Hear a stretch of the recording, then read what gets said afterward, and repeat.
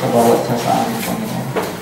Patnubayan mo din at gabayan ang mga tagapakinig. Pagpalain mo po sila sa pamamagitan ng iyong salita. Kami po ay may encourage, may tuwid at magabayan, Panginoon.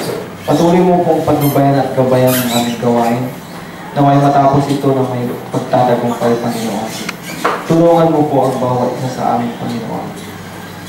At tulungan mo din ang mga pastors, mga missionary na sila ay nagpapagal sa iyong ministry, Panginoon, upang ipahayag, ipangaral at pamuhay ang iyong salita, Panginoon. At nubayan mo po't gabayan ang bawat isa sa pangalan ni Jesus.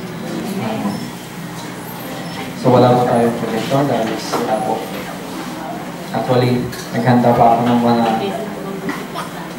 mga pictures para at least makita nyo at ma-portray sa inyong isipan. Gusto ko pong magipag-usap sa inyo kung titingnan nyo po sa inyong program, The History of Creation on the Third Day. Nasa topic ko na ang pagkalikha ng mga dagat, lupa, halaman at mga punong kahoy. Ang paglikha ng Diyos sa mga dagat, lupa, halaman at mga punong kahoy. Kung balikan po natin yung ating napag-aralan ng Day 1, so dito po sa larawan, makikita nyo po dito ang paglikha ng Diyos ng liwanag. At pinaghiwalay niya ang liwanag sa kadiliman. At tinawag niya ang liwanag na araw at ang kadiliman tinawag niya gabi at nagkaroon ng isang araw. At sa pangalawang araw, mapapansin niyo po dito sa larawan, napag-aralan pa natin noon na pinaghiwalay ng Diyos ng tubig sa ibaba at sa itaas. Para nagkaroon ng tubig sa taas. Yung ulap. Di ba, pag napuno ang ulap, ito'y babagsak ng tubig. Sa pangalawang araw. At tinawag niya sa itaas na kalawakan o firmament or expanse.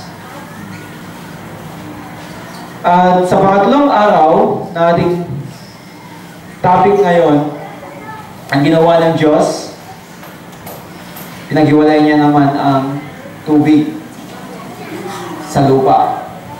Nagkaroon ng tubig o dagat, nagkaroon ng lupa, halaman, at mga punong kahoy sa ikatlong araw. Gusto ko pong magipag-usap sa inyo sa apat na salita. Sinabi ng Diyos. Pangalawa, tinawag ng Diyos. Pangatlo, nakita ng Diyos. Pang-apat, nagkaroon ng araw at gabi. At yun po yung ikatlong araw. Base po sa verse 13. At sabi niya, sa Genesis chapter 1 verse 9, tungkol sa sinabi ng Diyos. Dahil sinabi niya po sa ating teksto, sa Genesis chapter 1 verse 9, sinabi ng Diyos, magtipon ang mga tubig na nasa silong ng langit sa isang dako at hayaang lumitaw ang lupa. At ito ay nangyari. Sabi niya po sa verse 9. Maliwanag po dito na sinabi ng Diyos na magtipon ang mga tubig sa silong ng langit.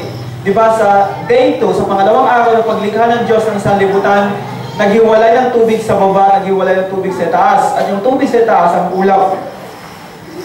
At sabi ko ang ilustrasyon ko noon, pagpakuluan mo ang tubig, ito'y matutuyo at maging hangin siya. Maging moisture siya.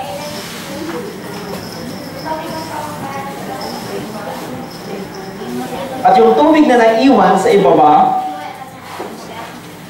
tinawag niya itong mga dagat. Base po sa verse 10. Kung siya sa atin yung po ang inyong mga Biblia. Ngunit ang gusto kong bigyan diin at pansin po dito, yung sabi niya na magtipon ang mga tubig sa silong ng langit sa isang dako. Ang pagtitipon ng mga tubig ay pagpapakita ng Diyos ng kanyang kapangyarihan na magsasaayos sa walang ayos. Na magsasaayos sa walang anyo at magkakaroon ito ng may anyo. Dahil kung balikan niyo po ang verse 2, maliwanag po doon na sabi niya sa Genesis chapter 1 verse 2, ang lupa ay walang anyo. Walang laman. Binabalot ng kadiliman. Samantalang ang Espiritu ng Diyos ay kumikilos sa ibabaw ng tubig. At ito ay yung paunang sabi ng Diyos sa kanyang paglikha, ang Genesis chapter 1 and verse 2. Dahil mula po sa verse 1, sa simula pa, nilikha ng Diyos ang langit at lupa. At yun ay pinaliwanag niya in the following verses. At sa verse 2, ang lupa ay walang anyo. At ang banal na Espiritu ng Diyos ay kumikilos sa ibabaw ng tubig. At wala sa ayos. At ngayon, sabi niya sa verse 9, magtipon ang mga tubig sa silong ng langit sa isang dako. At hayaang lumitaw ang lupa.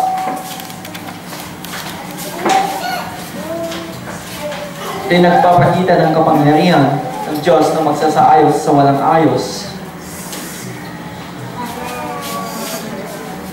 Magbibigay anyo sa walang anyo. Yun po ang ibig sabihin doon. Kaya sa aplikasyon po sa ating buhay sa ngayon, ang Diyos, ang siyang lumikha sa mga dagat. Maliwanag po sa ating teksto na sabi niya ng mga dagat.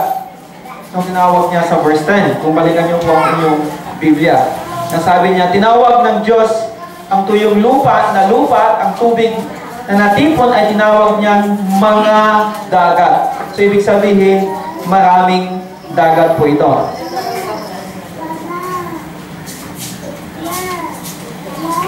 Kaya sa aplikasyon po sa ating buhay, ang Diyos na siyang lumikha sa mga dagat, ilog, lawa, ay siya rin ay nagpo-control sa mga ito. Siya ang may control. Hindi lamang niya ito nilikha at pinabayaan. Ito'y kanyang kinokontrol. Halimbawa, sa Ecclesiastes chapter 1, verse 7, lahat ng mga ilog ay sa dagat nagtutungo, ngunit ang dagat ay hindi napupuno, sabi niya. Sa dakong inaagusan ng mga ilog, doon muli silang umaagos. Sabi mo ng Ecclesiastes, lahat po ng mga ilog, di ba pupunta sila sa dagat? At sabi niya, napunan niya, kahit ang mga tubig sa ilog ay pupunta sa dagat, bakit ang mga dagat hindi napupuno? Diba pag mainit, sabi ko kanina, nag-evaporize yung liquid water, nagiging hangin, uulap siya. Itawag natin na water cycle. At ang Diyos ang may control nito. At liban pa doon sa Job 38 verse 8, Job chapter 38 verse 8, sabi niya, o sinong nagsara ng pinto sa karagatan nang ito'y magpupugilas mula sa sinapupunan, nang gawin ko ang lupa na bihisan niyon at malalim na kalidliman na pinapalabot niyon. At sabi pa sa verse 10, at nagtakda para doon ang hangganan. Sabi po ng Job 38 verse 10 na ang Diyos ang nagtakda ng hangganan ng mga tubig at naglagay ng halang o harang at mga pintuan. At sa verse 11 sa Job chapter 38, at ating sinabi hanggang doon ka makakarating at hindi ka na lalayo. At ito'y titigil ang iyong mga palalo o yung alon. Sa ibang translation. So ang Diyos po ang may control sa dagat. Siya ang nagtakda ng kanilang hangganan. Baka sabihin nyo, alam kaya ng Diyos na yung dagat po dito sa tabi natin ay kinain na yung kunting lupa at nagkaroon ng lupa sa banda doon. At dito nagkaroon ng tubig. Yes, of course, alam ng Diyos. Siya ang lumikha ng dagat. At ang mga dagat ay sumusunod sa Kanya. Siya ang nagtakda ng kanilang hangganan. Pati ang nagkokontrol sa kanilang alon ay ang Diyos mismo. Siguro, ang big question po sa atin sa ngayon, nangyari sa Tacloban. Nagkaroon ng storm surge. Pati ang mga TV reporter ay sila nanganib ng kanilang buhay at umakyat pa sila sa pangalawang palapag. At umakyat pa ang tubig hanggang doon, lampas bahay at maraming taong namatay. Ang Diyos kalooban niya kaya? Ito ang tanong ko doon. Sino ang palagay niyo may kalooban? Ang demonyo? Ang Diyos. Sabihin natin ang demonyo ang may kalooban. Mas makapangyarihan ng demonyo kaysa ang Diyos. At kung ang Diyos ang may kalooban, pangalawang tanong, bakit ang daming batang namatay na inosente? Lahat ng tao, sabi ng Biblia, ay nagkasala. Mga bata, kabataan, matanda. At ang sabi ng Biblia, ang kabayaran ng kasalanan ay kamatayan. Kahit pa tayo nandito sa bahay sambahan ngayon, ay malulod po mula sa dagat. Nagkaroon ng storm surge. Kaya dapat pa rin tayong mamatay dahil ikaw at ako ay makasalanan. Ngunit salamat sa habag, awat, biyaya ng Diyos po sa atin. Dahil sinubo niya ang kanyang bugtong na anak. Na binayaran, pinawi ang iyong kasalanan, yung mga kasalanan ng mga taong nagpag-isa sa Kanya. Sino ang sumampalataya sa Kanya, hindi mapahamak kundi magkaroon ng buhay na walang hanggan. Sa punto ko pong ito sa Job chapter 38 verse 8 hanggang sa verse 11. Maging sa Ecclesiastes chapter 1 verse 7, ang Diyos ang nagtadha, naglagay ng kanilang hangganan, at siya ang nagkukontrol sa alon ng dagat, pati ang kanilang mga rota ng mga ilog na papunta sa dagat. Sabi niya sa Ecclesiastes chapter 1 verse 7, ito nagpapakita, nagsisiwala, nagpapahayag yung kapangyarihan ng Diyos na siyang lumikha. Alam niyo ba ang pinakamalalim na parte ng dagat sa buong mundo? Sa Mariana Trench, sa Pacific Ocean, sa tabi po ng Mariana Island. Ito po ay mayroong 2,550 kilometers deep o 1,580 miles.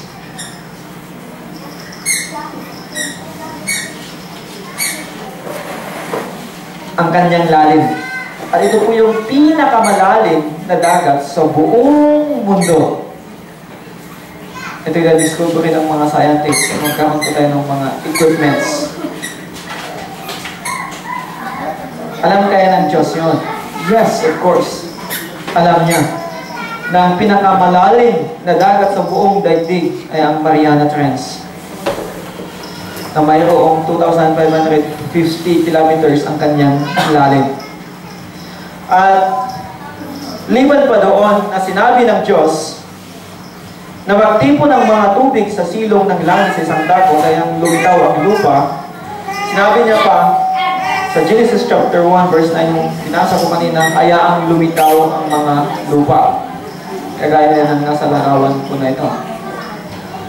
Sayang po at sira yung projector natin na mas maliwanag sana sa inyo. Dahil alam ko po ng pictures ay marami pong kahulugan. It takes thousands of words. Hayaang lumitaw ang mga lupa. Sabi niya po doon. At ito ngay nangyari, sabi niya sa verse 9. Ito ay naganap. Ito ay nasunod. Ito ay nagkatotoo yung kapangyarihan at salita ng Diyos. At bilang aplikasyon po sa buhay natin, gusto kong basahin sa inyo ang awit 104. Awit 104 verse 5. Iyong nilagay ang lupa sa kanyang saligan, upang ito'y huwag mayanig kailanman. Verse 6, sinakpan mo ito ng kalaliman na tila isang bihisan. Ang tubig ay tumayo sa itaas ng mga bundok. Kung basahin niyo po ang Genesis chapter 1 verse 2, ang makikita po doon ay ang tubig. Dahil ang banal na espiritu ay kumikilos sa ibabaw ng tubig. Kaya sa pangatlong araw ng paglikha ng Diyos, nung sabi niyang lumitaw ang mga lupa, ibig sabihin, ang lupa ay lumitaw at ang tubig ay bumaba siya. Yun pong ibig sabihin doon. Kaya sabi niya sa verse 8, sa awit 104, ang mga bundok ay bumangon. Lumubog ang mga libis at akong pinili mo para sa kanila. Lumubog isang parte at yung nagkaroon ng dagat at yung nasa lumitaw ay ang tuyong lupa. At sabi pa niya sa verse 9, ikaw ang naglagay ng hangganan na hindi nila dapat daanan, upang ang lupa ay hindi nila muling matakpan. So ang Diyos ang naglagay ng hangganan ng mga tubig. Sabi niya doon sa awit 104 verse 9. Maliban pa doon, sabi pa niya sa verse 10, siya ang nagsugo ng mga bukal sa mga libis.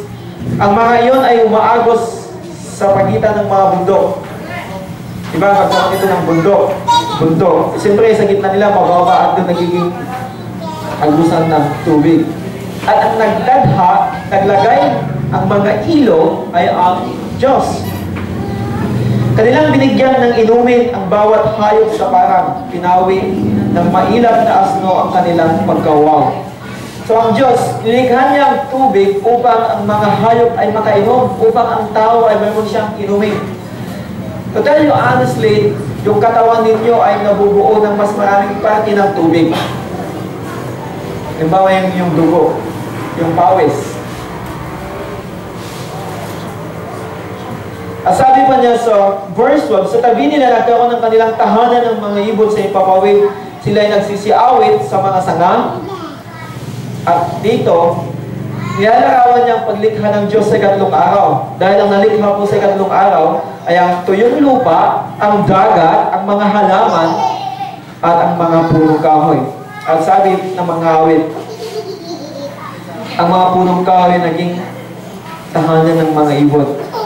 At sa mga sanga ng punong kahoy, doon sila nagsisiawit. At sa verse 13, mula sa inyong mga matataas na silid, dinilig mo ang mga bundok. Sa bunga ng iyong magawain, lupa'y busog. Sabi po ng mga awit.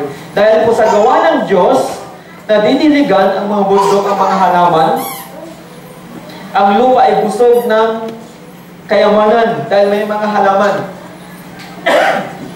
Isipin po ninyo, kung hindi po tayo nabubuhay sa lupa, sa dagat po tayo nabubuhay, sa tubig. Kaya ba yung itsura natin?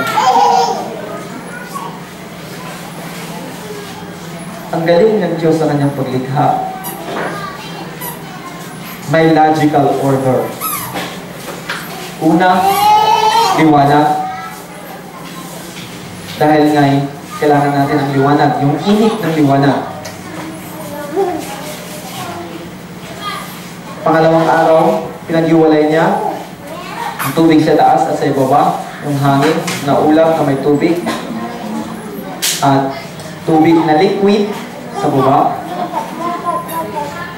Sa ikatlong araw, pinag-iwalay niya sa tubig mula sa lupa, tumayo, lumitaw ang mga lupa. At yung mga tubig ay nagkaisa, dagat, ilog, lawa, sapa. At pagkatapos yun, kung balikan po natin yung kanyang sinabi, pagkaroon ng mga halaman. Sabi niya po sa verse 11. Ngunit, ang punto po dito, no, sabi ng Diyos na yang lumitaw ang mga lupa. Ang Diyos, ang siyang lumikha ng mga lupa, siya nagporma na mayroong valleys, up and downs, may mga matatarik na lugar. Ang Diyos ang siyang nagporma. Siyang lumikha, siyang nagpokontrol, siya yung nagpapakain sa mga ibon, siya yung nagdidilig sa mga halaman. At alam din ng Diyos, ang pinakamataas na bundok sa buong mundo ay ang Mount Everest. Mount Everest. Matatagpuan pa ang Mount Everest sa pagitan ng Nepal at Tibet. Sa mga taga-Nepal, tinatawag nila ang Mount Everest na Sagarmatha. Sagarmatha. Sa mga Tibet, tinatawag nila na Komolona. At sa atin, sa Western and Asians, dahil ito'y pinangalanan sa isang British na surveyor ng kanyang apelyido ay Everest, kaya tinawag itong Mount Everest. Na mayroong taas itong bundok na 8,844 meters. Equivalent po sa feet, 29,029 feet above sea level. So, mula po sa dagat, may tarik at taas ito na 8,848 meters. At kung ikumpara po natin sa pinakamalalim na parte ng dagat, anong mas malalim? Anong mas mahaba? Yung lalim ng dagat, yung taas ng bundok. According to mga scientists, ang mas malalim ay yung nasa ilalim ng dagat sa Mariana Trench. na mayroong difference, may diferensya. Kung ibawas mo yung lalim ng Mariana Trench at taas ng Mount Everest, mas malalim pa ang Mariana Trench ng 7,044 feet o 2,147 convert mo sa meters na lalim ng Mount Everest kumpara mo sa taas ng bundok lalim ng Mariana Trench kumpara mo sa taas ng bundok ng Mount Everest. So ang Diyos ang lumikha ng mga ito, at kung i-search mo sa YouTube, Bodies of Mount Everest, yung mga tao na nagposigido na gusto nilang akyatin ng taas ng mundo, maraming hindi nakauwi na buhay, at maraming katawan na naiwan at naagnas doon sa bundok ng Mount Everest. Dahil sa pagposigido nila na huwag lang marating ang pinakamataas na lugar sa buong mundo ng Mount Everest, ang mataas na bundok sa buong mundo. Sa aplikasyon po sa ating buhay sa ngayon, ang Diyos, siya nagbigay ng napakagandang dagat, ilog, sama, falls, o talon, batis, napakaganda ng mga uri at anyo ng mga lupa. Ang Diyos, ang lahat ang siyang lumikha ngayon, nagbibigay sa atin na ang Diyos na ating pinupurit na nililingkuhan ay kamanghamangang Diyos. Diyos na makapangyarihan sa lahat. Diyos na siyang nangangasiwa at nagpapanatili ang mga ito. At liwan pa doon, yung sinabi ko kanina na sinabi ng Diyos, base po sa verse 9 at verse 11, ngayon sa verse 10, sabi niya, tinawag ng Diyos. Okay. Nalagpasan ko po ang verse 11. Nasabi niya na, simulan ang mga lupa ng mga halaman, ng mga tanim, na nagkakabinhi, at ang mga punong kahoy na namumunga ayon sa kanyang binhi. Sabi niya sa Genesis chapter 1 verse 11. Ang bawat isa ayon sa kanyang uri sa ibabaw ng lupa. Simulan ng mga lupa ng mga halaman.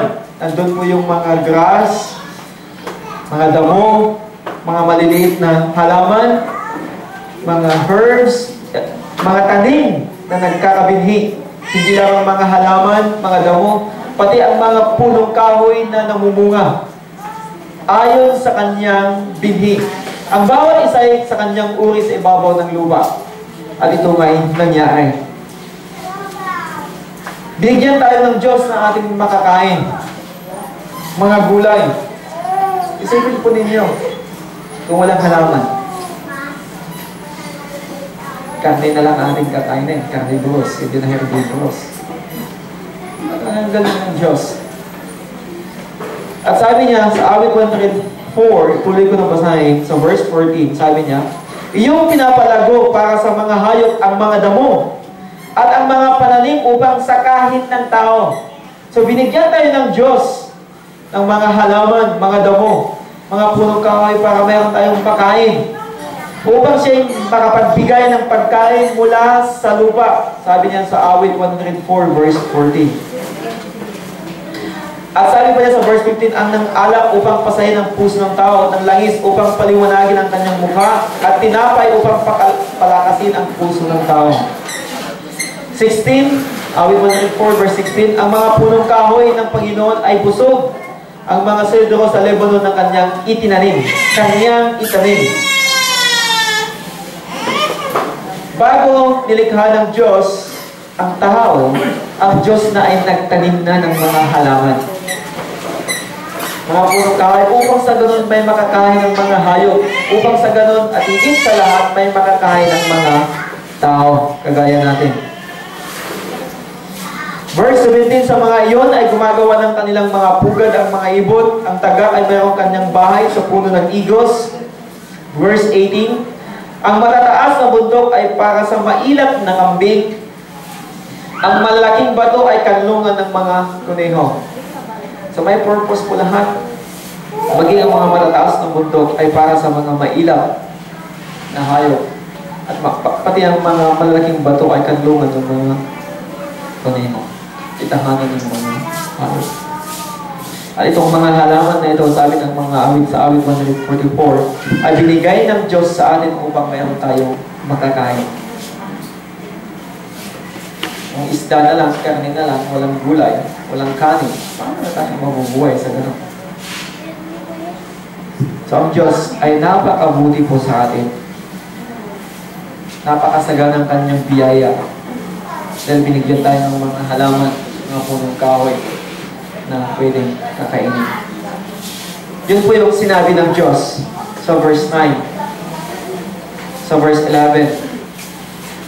Nasabi niya sa verse 9, kung balikan ko po sa basahin, magtipon ang mga tubig na nasa silong ng langit sa isang dako at hayaang lumitaw ang lupa at ito'y nangyari. At sabi pa niya sa verse 11, sinabi ng Diyos, simulan ang lupa ng halaman, ng mga tanim na nagkakabinhi, ng mga punong kahoy na namumunga ayon sa kanyang bini. Ang bawat isa ayon sa kanyang uri sa ibabaw ng lupa at ito'y nangyari. Yun po yung sinabi ng Diyos. Pangalawa, yung tinawag ng Diyos. Ano po ang kanyang pinangalan sa kanila? Sa verse 10, sabi niya, tinawag ng Diyos ang tuyong lupa na lupa. At ang tubig na natipon ay tinawag niyang mga dagat. So marami. At nakita ng Diyos na ito ay mabuti. At kung tingnan mo po ang mapa ng buong daigdig, mayroon po tayong 7 continents, North America, South America, Europe, Africa, Asia, Australia, and Antarctica. At kabilang po tayo sa Asia, ang Pilipinas. So itong 7 kontinente ng lupa sa buong sanlibutan, ang Diyos ang siyang lumikha. Di ako naniniwala sa Big Bang Theory na tinuturo ng mga science teacher na sa high school sa elementary. Di ako naniniwala sa bali ng mga evolutionist. Ang mga halaman ay nag-evolve. That's impossible. At liman pa doon, tinawag mga dagat. At mayroon tayong malalaking dagat sa buong mundo. North Pacific Ocean, Indian Ocean, South Atlantic Ocean, Arctic Ocean, North Atlantic Ocean, and South Pacific Ocean. So mayroon pa yung 6 na malalaking dagat sa buong mundo. Actually, sabi ng mga scientists and geologists, 70% ang mundo ay tubig, and then 30% actually ay lupa. Ang punto po dito sa buhay natin sa ngayon, yung sabi niya na tinawag ng Diyos ang tuyong lupa na lupa, ang tubig na tipon na tinawag niyang mga dagat, ang Diyos ang siyang makapangyarihan sa lahat, na siyang nagbigay ng pangalan dahil po sa panahon, sa lumang panahon, ang nakatataas lamang o may kapangyarihan ng siyang may karapatang magbigay ng pangalan sa lumang panahon. Sa mga bagay na nalikha o na nakababang posisyon. Halimbawa, noong si Joseph, naging kanang kamay siya ni Haring Faraon sa Egypto. At sabi niya doon sa Genesis chapter 41 verse 39, sinabi ng Faraon kay Jose, yamang itinuro mo sa iyo ng Diyos ang lahat ng ito na walang matalino pantas na gaya mo, na sinabi ni Moses, Jose, kay Faraon, yung kahulugan ng kanyang panaginip at pinagkalooban siya ng karapatang mamuno. At sabi niya sa verse 40, ikaw ang maging pinuno sa aking mga bahay.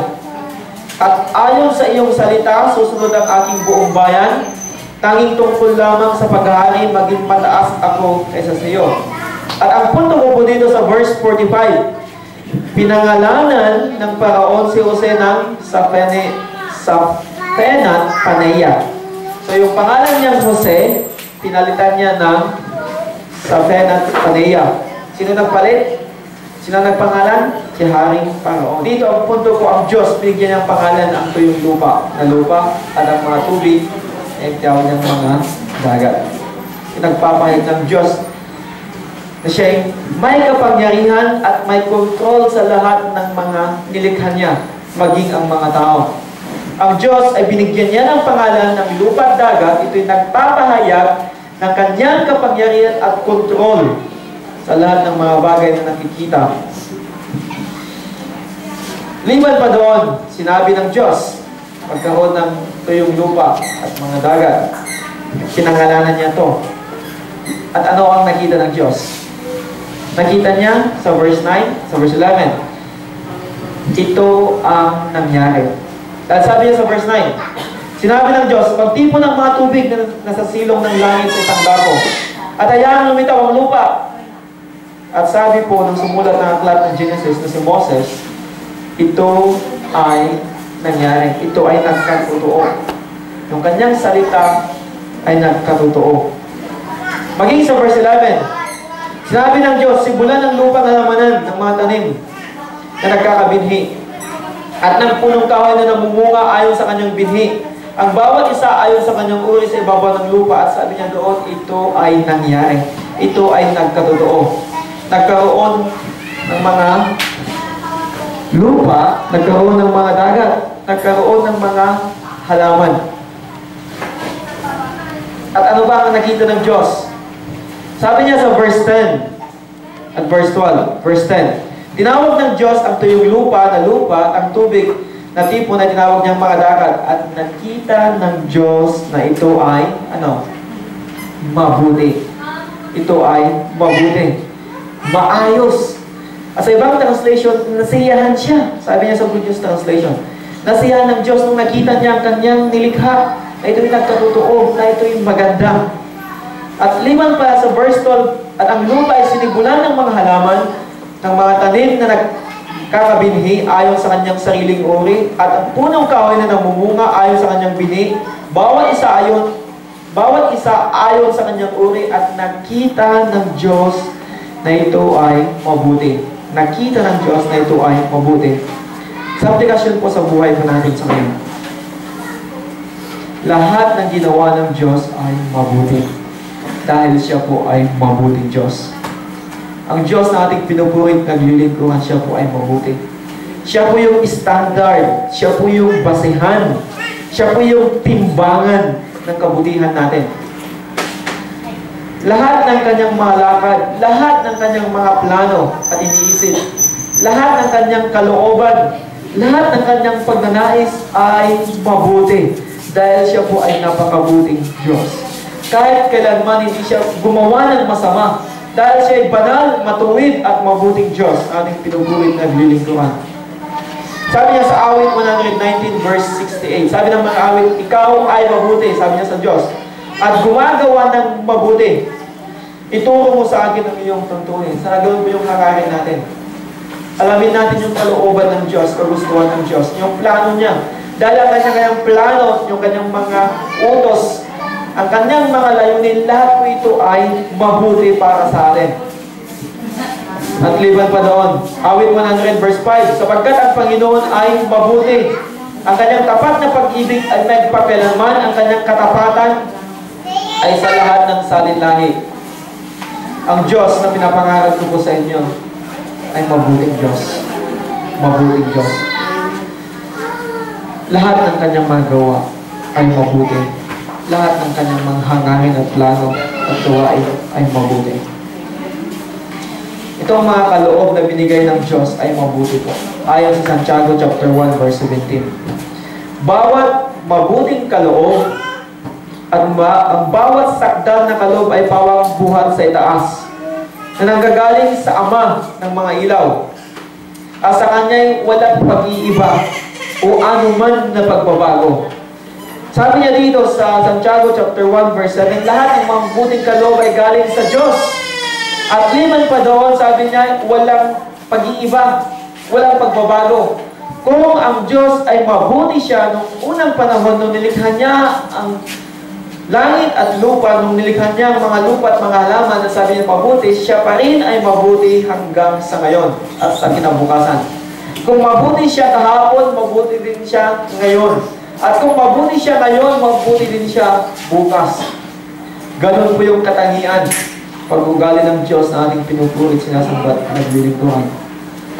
Now in conclusion, sa buod, sa pangatlong araw, ang nilikha ng Diyos ay ang lupa.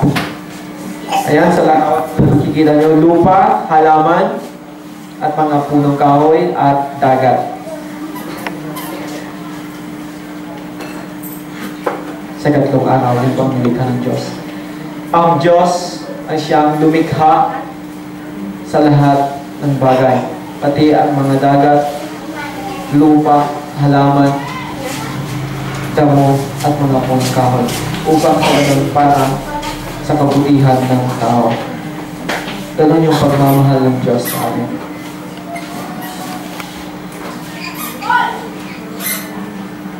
Kaya ako po'y nanawagan na mamanhig sa bawat isa sa atin.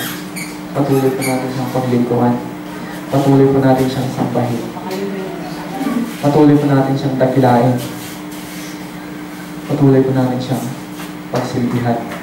Dahil siya ay mabuting Diyos, makapangyarihang Diyos. Siya yung may control sa atin. Kilalanin niyo ang Diyos na ito. At paglingkuhan siya, at sambahin siya, at dakilain siya. Manalangin po tayo. Salamat po, Panginoon, sa iyong mensahe. Sa iyong paglikha sa ikatlong araw, Panginoon. Nilikha mo ang mga dagat, mga lupa, mga halaman, mga damo, mga punong kahoy, upang sa ganon, para sa kabutihan, magamit ng tao na iyong nilikha. Salamat sa pagbibigay mo ng pagpapalat biyaya sa amin. Salamat ang iyong katangian, hindi nagbabago, hindi nag-iiba. Ika'y mabuting noon, ngayon, at magpakailanman. Tulungan mo po kami, Panginoon, na makilala ka ng lubusan. Tulungan mo po ang bawat sa amin na ikaw'y paglingkuhan, sambahin, dakilahin, at pagsilbihan ng Diyos. Tulungan mo po ang bawat isa sa amin na patuloy na manampalataya at magtiwala sa iyong kabutihan ng Diyos. Gabayan mo po ang bawat isa sa amin. At ito po ang aking sangkot dalangin sa pangalan ni Jesus. Amen.